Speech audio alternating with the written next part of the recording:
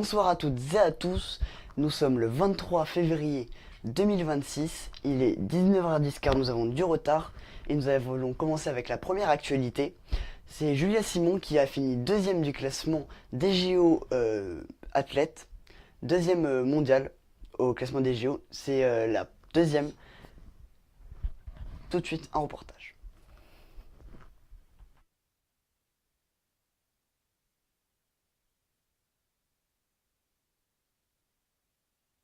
Les yeux écarquillés d'Océane Michelot qui demande à Julia: mais qu'est-ce qui se passe?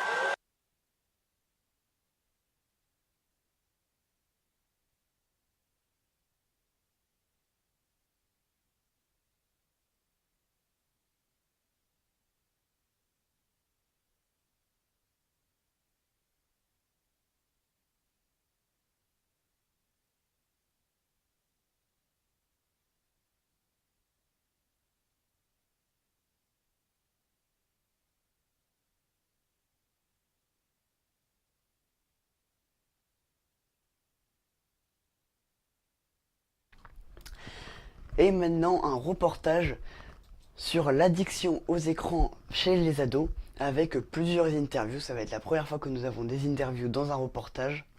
Alors franchement c'était fantastique de réaliser cette interview. Tout de suite du coup un reportage sur l'addiction aux écrans et surtout aux réseaux sociaux des adolescents. Les réseaux sociaux ont un effet négatif sur la santé mentale des adolescents, surtout des filles selon l'ANSES. Cette déclaration intervient alors que des lois sont en cours de préparation pour interdire leur accès aux moins de 15 ans. Les réseaux sociaux récemment interdits aux moins de 16 ans en Australie. L'ANSES préconise d'agir à la source pour que les mineurs n'accèdent qu'à des réseaux sociaux conçus et paramétrés pour protéger leur santé. Les algorithmes seraient donc modifiés afin de protéger les adolescents de l'addiction au scroll. Tout de suite, leur avis. Principalement, j'utilise YouTube, Instagram et X, anciennement Twitter. Bah en fait, moi je peux pas trop utiliser les réseaux sociaux la nuit vu que en fait mes parents ils me prennent mon ordinateur et mon téléphone.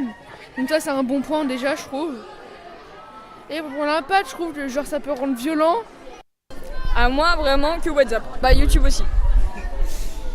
À peu près combien de temps de réseaux sociaux par jour? 5 à 6 heures, ça dépend si je regarde Netflix. Et comme dernier reportage, un reportage sur est-il possible d'éteindre du feu avec du son? Tout de suite. Imaginez un monde où les flammes dévastatrices des incendies de forêt éteignent non pas avec de l'eau, mais avec du son. Une idée qui semble tout droit sortie d'un film de science-fiction, mais qui devient réalité grâce à une start-up audacieuse. Cette technologie, à la croisée de l'innovation et de l'écologie, pourrait transformer notre façon de protéger nos maisons et nos forêts. Plongeons dans cette révolution silencieuse qui promet de changer la donne face aux incendies. C'est ce que Geoffroy Bruder, un ancien ingénieur à la NASA, a réalisé le 15 octobre 2025. Et c'est la fin de ce journal télévisé, j'espère qu'il vous aura plu. Merci de l'avoir regardé sur YouTube.